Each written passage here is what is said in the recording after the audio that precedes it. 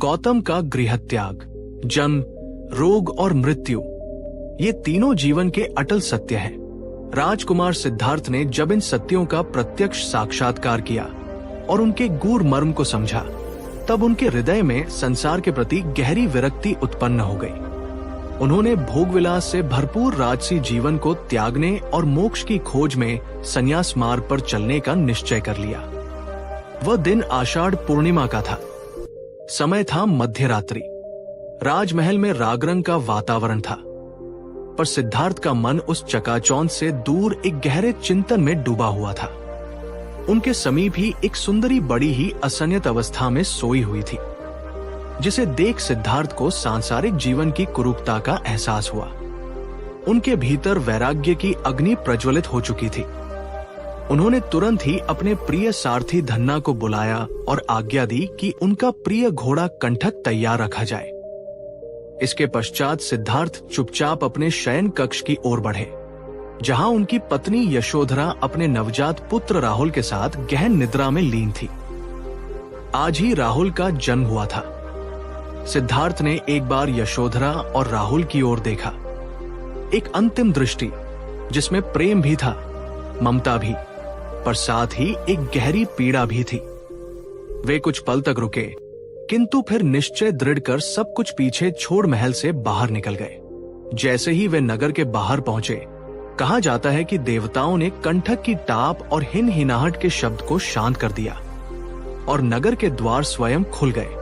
कपिलवस्तु से बाहर निकलते समय सिद्धार्थ ने अपने जन्म स्थान को एक अंतिम बार निहारते हुए प्रणाम किया और आगे बढ़ गए। रात भर घुड़सवारी करते हुए वे अनोमा नदी के तट पर पहुंचे, जो कपिलवस्तु से 30 योजन दूर थी।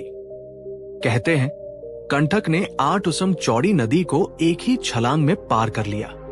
नदी पार करते ही सिद्धार्थ ने एक निर्णायक कदम उठाया। उन्होंने अपने सभी राजसी आभूषण उतारे, उन्हें सारथी धन्ना को सौंपा, फिर अपनी तलवार से अपने बाल और दाढ़ी स्वयं काटे और उन्हें हवा में उछाल दिया। कहा जाता है कि स्वर्ग के राजा इंद्र सक ने उन बालों को आकाश में ही पकड़ लिया और उन्हें तावतिंस लोक के चुल्लमनी चैत्य में स्थापित कर दिया। तभी ब्रह्मा घटिकार स्वर्ग से उतरे और उन्होंने सिद्धार्थ को एक सन्यासी के योग्य काशाय वस्त्र, गेरुआ चीवर और 7 आवश्यक वस्तुएं प्रदान की। अब सिद्धार्थ एक राजकुमार नहीं, एक सन्यासी, एक पथिक बन चुके थे। इसके बाद उन्होंने अपने घोड़े कंठक और सारथी धन्ना को लौट जाने का आदेश दिया। धन्ना तो विदा हो गया, किंतु कंठक अपने स्वामी के वियोग को सह न सका और वहीं अपने प्राण त्याग दिए। ये था वो ऐतिहासिक क्षण जब सिद्धार्थ ने गौतम बनने की दिशा में पहला कदम रखा। उनका ये त्याग मानवता के इतिहास में एक अमर प्रेरणा बन गया। अगर आपको ये कहानी प्रेरणादायक लगी हो तो कृपया इसे लाइक करें, कमेंट में अपने विचार साझा करें और चैनल को सब्सक्राइब जरूर करें, ताकि आप आने वाली ऐसी और महान कहानियां कभी मिस न करें। बेल आइकन दबाना न भूलें।